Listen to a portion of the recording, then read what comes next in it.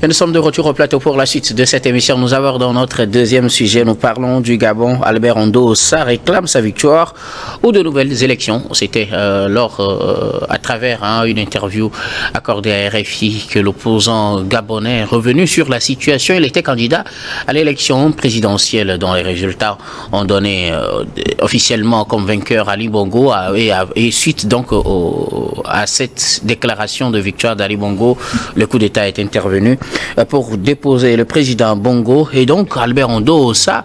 Depuis cette affaire et les concertations des militaires pour asseoir leur transition, l'homme est resté dans le silence, mais il a repris donc sa parole et s'est prononcé sur la situation. Il estime qu'il faut normalement publier les vrais résultats de ces élections. Si on estime que les résultats qui ont été proclamés n'étaient pas les bons, il fallait publier donc les bons résultats et ou soit retourner carrément aux élections. Il estime qu'il n'est pas encore le temps de juger la transition, mais la meilleure des choses à faire, ce n'est pas de constituer une transition si on sait qu'on n'a pas été élu, c'est de retourner la victoire au vrai vainqueur. C'est en substance ce qu'on peut retenir de cette déclaration d'Albert Ndossa. Nous en parlons avec nos invités. Je commence par vous, Adam Adronou. Albert Ndossa, après plusieurs mois de silence, prend la parole et réclame sa victoire ou au pire des cas, un retour aux urnes. Bien évidemment, nous avons tous suivi l'opposant, en tout cas arrivé perdant lors des élections qui ont renversé Ali Bongo Ondimba. Et malheureusement, je pense que cette intervention suscite également plus d'interrogations que de réponses, pour la simple et bonne raison que cela, en tout cas, se réfère également aux attitudes des opposants que nous connaissons pratiquement sur le continent africain. D'autant plus que je pense que le Gabon, c'est toute la population gabonaise. Et si nous devons faire donc la référence avec l'opinion ou le vœu de la population qui, à un moment donné, après ce coup d'État, avait salué, en tout cas ce coup d'État lié au fait que, compte tenu de ce que nous savons, l'hémiplégie d'Ali Bongo qui n'était plus apte, etc.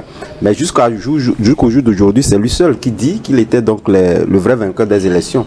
Même si, en tout cas, certains semblent aller dans le même sens, nous n'avons pas eu, jusqu'au jour d'aujourd'hui, des résultats prouvant véritablement donc qu'il était donc le vrai vainqueur. Alors, mais quand vous parlez de la popularité des militaires aussi qui ont renversé Ali Bongo, il a effectivement abordé la question en estimant que le seul outil qui permet de mesurer la popularité d'un citoyen, c'est les élections. Ils n'ont qu'à se présenter aux élections et s'ils gagnent, on saura qu'ils sont les vrais porteurs ou bien ceux qui sont portés vraiment par la population et non faire un coup d'État. Oui, je pense que c'est une opinion qu'il a en tête d'exprimer et cette opinion, en tout état de cause, ne peut jamais être considérée comme, en tout cas, une règle dite qui devait donc, si réellement donc le pouvoir était donné à Ali Bongo Ondimba, s'il serait dans cette posture, nous savons, c'est pourquoi je dis, c'est en référence en tout cas aux attitudes de tous les opposants que nous connaissons. Il devait être dans son opposition réclamant jusqu'à la fin du mandat d'un président. On l'a vu avec Jean Ping, on l'a vu également partout ailleurs où les opposants estimaient vraiment que voilà, j'ai gagné les élections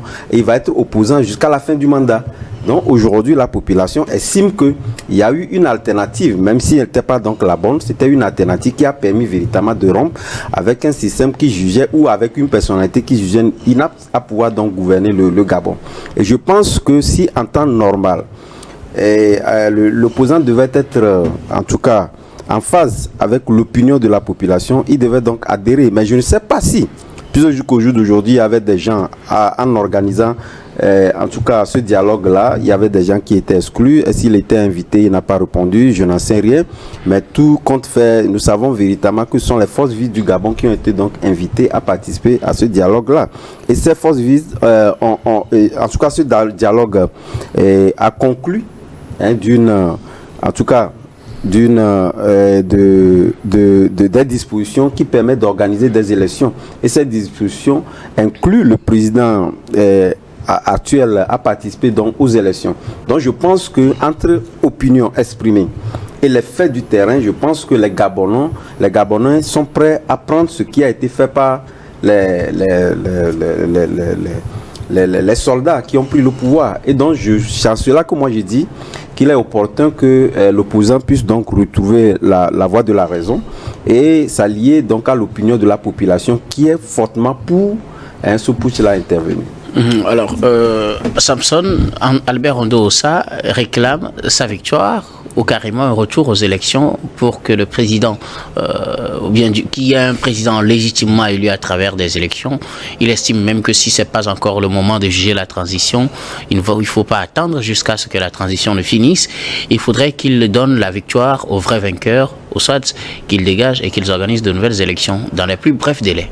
Bon, je pense que cette posture de l'opposant Ondo-Ossa est une façon de faire comprendre à l'opinion internationale qu'il continue pas exister en tant qu'opposant au Gabon et qu'il représente en guillemets une alternative à l'actuel pouvoir en place.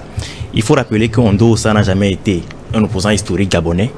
C'est une personne qui aurait, selon ses propres dires, bénéficié d'un vote de rejet par rapport à Ali Bongo. On se rappelle de l'élection présidentielle qui s'est déroulée au Gabon, et avec tout ce qu'il y a eu comme coupure d'internet après le scrutin, un pays qui était complètement verrouillé, et du coup d'État qui s'en est suivi. Donc pour cet opposant-là, c'est important de montrer qu'on hésite toujours. D'ailleurs, dans les heures qui ont suivi le coup d'État, il a déclaré qu'il était un démocrate et qu'il ne pouvait pas cautionner de ce fait un coup d'État. Je pense que c'est en répétant cette posture-là qu'il a refusé d'aller au gouvernement d'union nationale proposé par Brice Oligui Nguema et qu'il vient aujourd'hui encore réclamer sa victoire. Mais cette victoire-là, elle est utopiste parce que la CENI n'a jamais proclamé d'abord sa victoire en amont. Il n'y a même pas eu de proclamation et de fraude après. Non. Donc c'est une victoire. La proclamation qui a été faite, c'est celle de la victoire de Ali Bongo a été élu président. Oui. Donc s'il réclame aujourd'hui la victoire, je pense que c'est à lui plutôt d'apporter les preuves de cette victoire-là. Parce que c'est lui qui dit qu'il a gagné vraiment. Et ce n'est pas à ceux qui l'accusent d'avoir volé d'apporter la preuve que c'est lui qui a gagné. Et s'il ne l'apporte pas jusque-là, peut-être qu'il n'a pas lui aussi à son niveau tous les procès-verbaux. Et c'est justement de ces procès-verbaux qu'il est en train de parler. Maintenant, il faut aussi placer cette sortie-là dans son contexte. Il faut dire que le dialogue gabonais, auquel il n'a pas pris part, a demandé ou n'a pas, de façon explicite, exclu l'actuel chef de la transition du prochain scrutin. Oui. Alors que tous les autres ténors de cette transition-là sont de facto exclus. Même tout le monde est exclu. Et c'est aussi un dialogue qui a proposé un régime hyper présidentiel en supprimant même le poste de Premier ministre. Donc, Albert Ondo-Ossa, je pense qu'il essaie il se dit que en laissant faire la transition, il pourrait avoir beaucoup de choses à perdre lui. Et que la seule façon de pouvoir revenir au devant de la scène politique, c'est d'attaquer directement la transition dès maintenant, même s'il sait qu'il n'y a pas de grande chance que ces revendications puissent aboutir. Je pense que le mieux à faire, c'est... Les militaires ont dit que les élections auront eu lieu en août 2025. Août 2025, c'est dans pratiquement un an. Je pense que le mieux à faire, s'il estime vraiment être aussi populaire, ou s'il estime représenter une alternative vraiment crédible aux militaires en place, c'est de commencer déjà par faire campagne, par apporter sa base électorale, par les mobiliser, pour qu'en août 2025, la vérité des urnes qu'il réclame puisse lui donner vainqueur ou pas. Je reviendrai à vous tout à l'heure par rapport au délai pour organiser les élections, mais bien avant, Albert Ondo-Ossa réclame sa victoire qu'il aurait eue en août 2023, au moment où on avait fait le coup d'État à Ali Bongo à la suite de l'élection présidentielle, qu'il a déclaré d'ailleurs vainqueur, élection que les militaires ont jugée frauduleuse et ce qui les a poussés à organiser ce coup d'État et à déposer le président Bongo. Oui, Samson a parlé de l'utopie, mais moi je dirais que Albert Ondo-Ossa voudrait juste se rappeler à la mémoire des Gabonais qu'il n'est pas encore décédé, qu'il est là et puis que la chose politique l'intéresse. Nous avons vu dans les premières heures de coup d'État au Gabon, le général de la transition s'était même déplacé chez lui.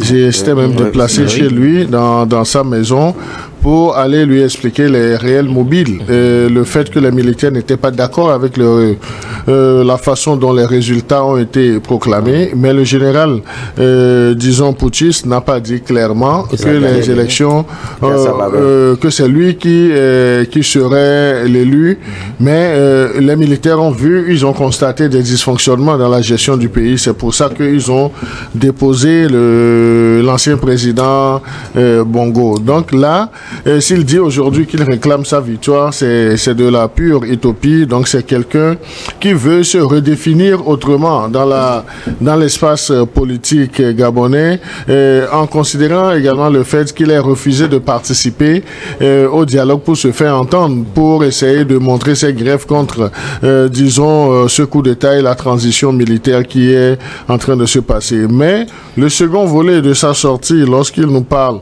il souhaite l'organisation de nouvelles élections. Donc c'est pour dire, faites rapidement, que la transition ne dure pas assez, et pour que le général Brice ne soit pas contaminé par ses pairs qui ont fait d'autres coups d'État dans d'autres pays, notamment les pays de l'AES, qui ne s'inscrivent pas dans la logique de faire rapidement les élections.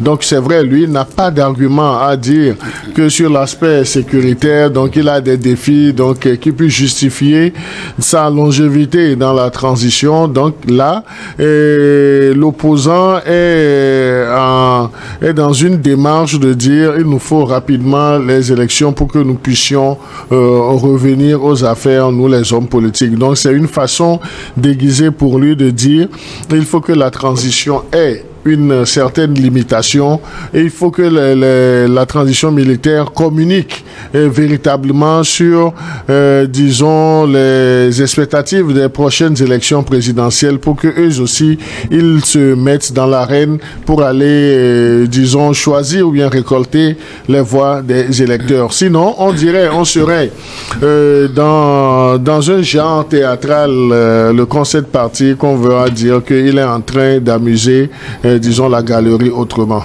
Alors, que craint Albert Ondo-Ossa? Des élections, puisque les élections normalement doivent avoir lieu après une transition de 2 ans qui doit finir fin août 2025. Selon l'engagement pris par les militaires, cette transition doit finir après 2 ans. Mais Albert Ondo-Ossa demande des élections tout de suite. Qu'est-ce qu'il craint? Pourquoi ne veut-il pas attendre jusqu'à août 2025 pour aller aux urnes, face peut-être aux candidats de la transition et à d'autres candidats, et montrer une nouvelle fois qu'il est l'homme du peuple, puisqu'il a dit que celui qui est porté par le peuple, on ne peut mesurer cela que par les urnes. Oui, exactement. Je pense que il se dit que sur une période de 12 mois, l'actuel gouvernement de transition, l'actuel président, aura le temps de pouvoir asseoir son appareil d'État, ou pouvoir, même s'il n'était pas élu par les urnes, pouvoir manipuler les résultats à son avantage. Alors il a déjà fait 10 mois. S'il pourrait le faire en 2 ans, c'est qu'il aurait déjà posé les bases. Hein. Les bases, mais peut-être pas forcément les murs. Okay. Donc je pense que c'est fondamentalement ça. Mais il ne faudrait pas aussi oublier le fait que c'est aussi une façon pour lui, je reviens sur ça, de montrer qu'il existe toujours. Comme je l'ai dit, Albert Ondo-Ossa a été pendant longtemps un cacique du système Bongo. Ce n'est pas un opposant ce n'est pas un outsider, ce n'est pas un opposant charismatique. C'est tout à fait normal, par exemple, que Brice Oligui Nguema soit allé chez lui après le coup d'État, parce que c'est des gens qui se connaissent depuis longtemps et qui ont déjà eu à partager le pouvoir ensemble dans d'autres cadres, en fait. Donc aujourd'hui, ce qu'il craint, c'est que sur 2 ans, sur 3 ans, on peut facilement asseoir un appareil d'État pour pouvoir une machine électorale assez forte pour pouvoir gagner les élections, et pouvoir s'imposer, même si le peuple ne voulait pas de vous. Mais si les élections sont organisées rapidement, il y a des chances qu'il y ait peut-être des dérapages dans le système dont ils puissent profiter. Mais comme je l'ai dit, la majorité du peuple gabonais est actuellement en train de soutenir la transition, et ce ne serait pas réaliste d'espérer qu'après cette sortie-là, le gouvernement de transition décide de faire des élections. Albert Ondo-Ossa est-il en perte de popularité face aux militaires? Face aux militaires, sûrement, parce qu'il n'a jamais été aussi populaire que ça. C'est un vote de rejet d'Ali Bongo qui s'est reporté sur sa personne. Comme je le dis une fois encore, ce n'est pas un opposant historique, ce n'est pas quelqu'un qui était opposé à Bongo père et à Bongo fils, non. Donc c'est un vote de rejet dont il a bénéficié. Et ce vote de rejet-là, aujourd'hui, bénéficie plus aux militaires qui se sont positionnés comme une alternative au clan Bongo, et qui ont pris des mesures assez fortes, notamment au niveau de la récupération des fonds détournés, et qui aujourd'hui sont assez populaires parce qu'ils essaient quand même. Par exemple, il y avait des services au Gabon, il y avait des impayés de plusieurs mois, et quand ils sont venus, ils ont tout payé d'un seul coup. Donc aujourd'hui, ils sont quand même assez populaires, et face à ça, c'est normal qu'Albert Ondo-Ossa n'est plus l'aura qu'il avait il y a de cela quelques années, ou quelques mois plus tôt.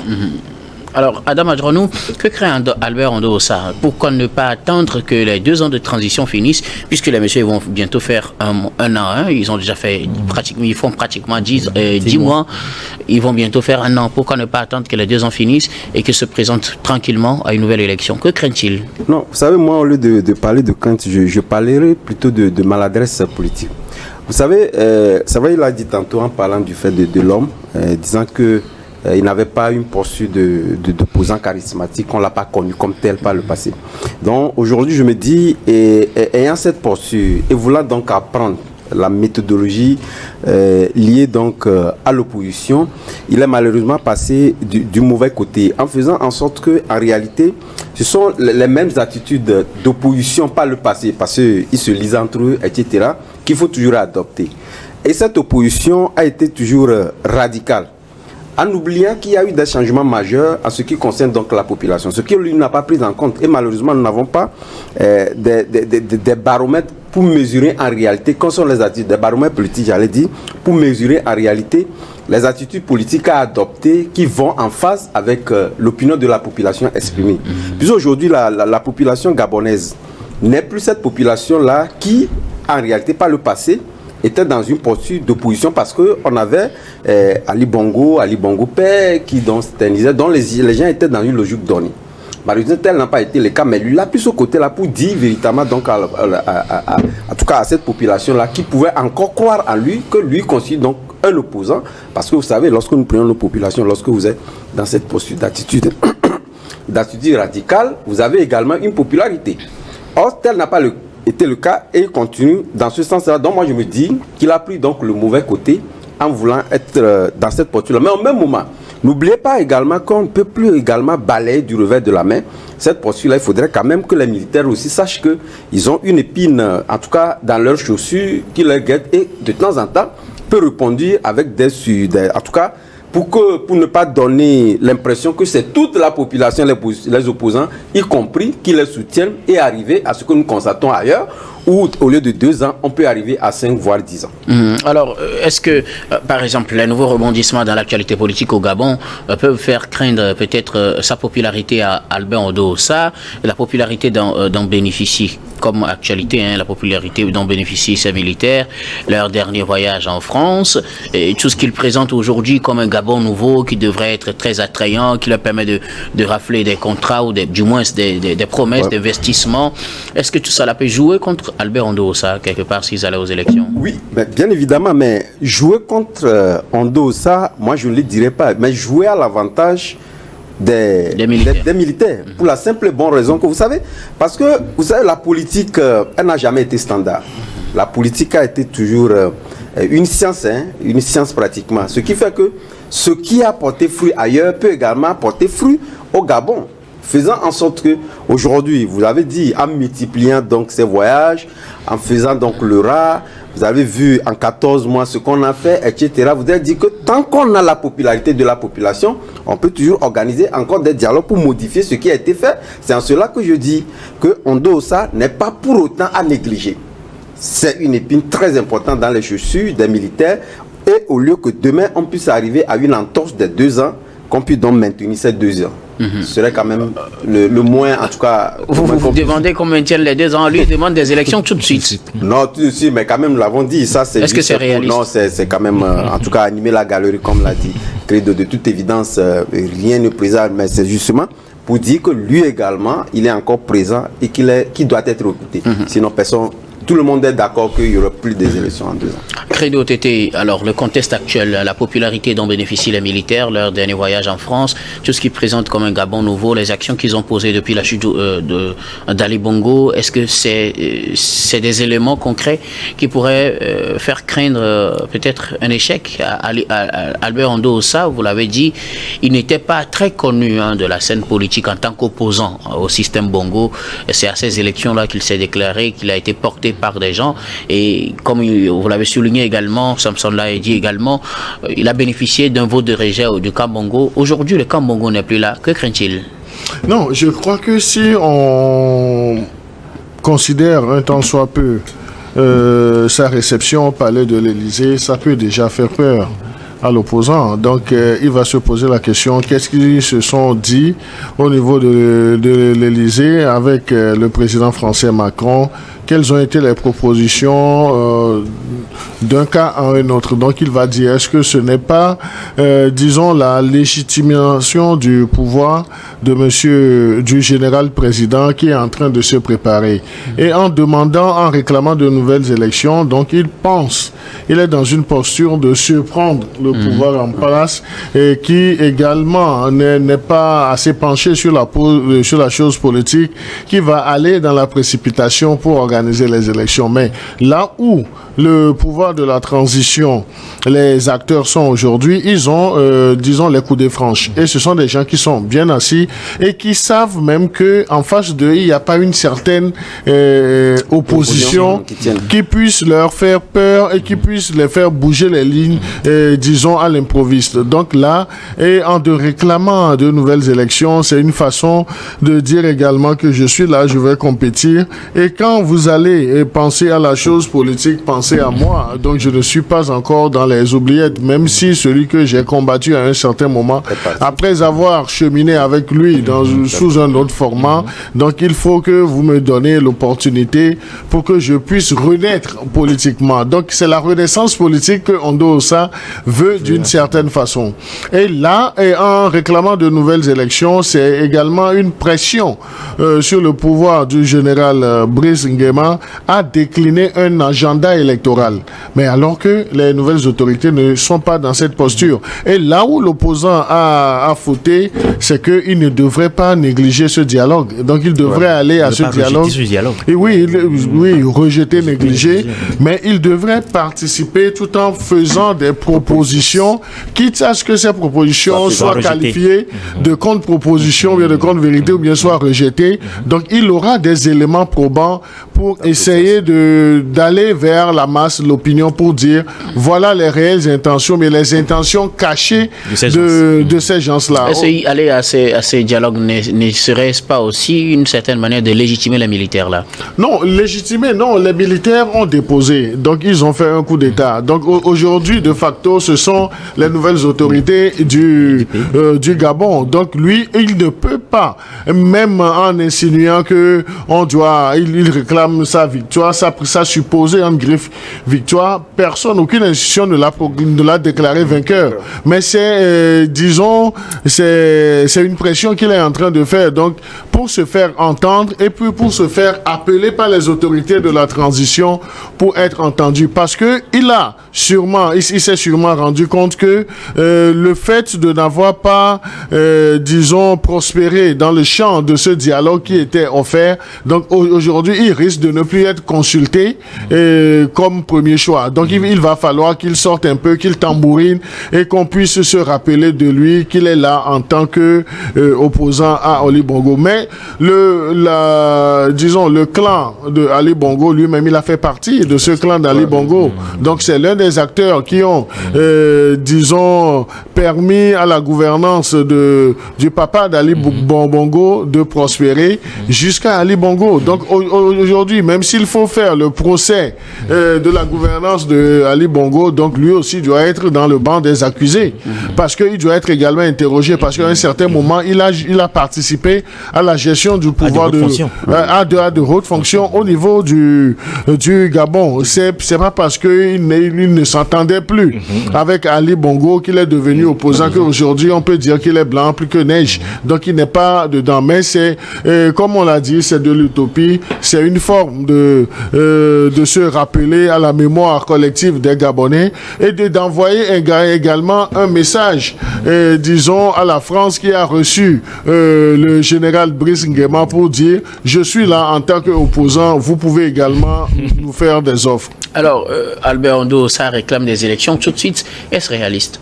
Non, je crois que c'est également l'utopie, l'immaturité. Donc les élections ne sont pas une sorte d'aller à un guichet automatique et puis de composer des chiffres. Les élections, ça se prépare. Un processus électoral est un tout.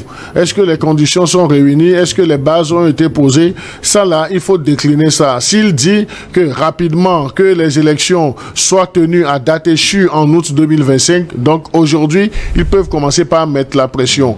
Mais aller dans la précipitation, on ne peut pas organiser des élections dans la précipitation, même si le gouvernement ou bien le général président veut organiser des élections dans 6 mois. Donc lui, il ne peut pas prétendre gagner ces élections parce qu'il n'est pas à la gouvernance aux manettes du pays. Oui, Adam, je vais juste ajouter, vous savez, ce narratif également tient compte du fait que nous avons deux politiques qui se chevauchent. Dans la mesure où, lorsque vous prenez par exemple le général Brice, il est dans une politique, pour répondre véritablement donc à votre question, qui en tout cas, lorsque vous prenez une population gabonaise qui, depuis très longtemps, attendait un certain nombre de réformes qui n'ont pas pu être faites et que quelqu'un, à moins de 15-16 mois, est arrivé véritablement donc à donner satisfaction à cette population-là, et contradictoirement à quelqu'un qui essaie véritablement donc de demander les élections tout de suite, vous convenez avec moi que chacun est en train de pouvoir donc d'évaluer en tout cas cette politique-là, histoire de pouvoir avoir de l'ascendance en ce qui concerne sa popularité au sein de la population. Et moi je pense que cette popularité joue en faveur plus de Brice Nguema, qui a choisi le bon côté en faisant véritablement des réformes pour répondre aux attentes, aux aspirations de la population. Quelque chose à ajouter, Samson? Oui, j'aimerais quand même dire que il faut dire que Albert Ondosa a été aux manettes avec Bongo père et Bongo fils. Et à l'époque, ils avaient en face d'eux un opposant très terrible, Pierre Mambundu, qui, de ses propres aveux et de beaucoup de rapports internationaux, gagnait les élections contre Bongo père, mais n'était jamais déclaré vainqueur. Et ils savent précisément comment ils ont fait pour finalement faire taire cette voix, parce qu'il est mort finalement, ça ne va jamais été président. Et peut-être qu'il craint que la même chose ne lui arrive, c'est pour ça qu'il sort de son silence dès maintenant pour réclamer de nouvelles élections, parce qu'il a été au commandé, il sait comment ça se passe. C'est important de le rappeler. Merci beaucoup pour cette précision. Nous allons donc marquer la pause pour le journal, puis on revient juste après pour la suite de cette émission.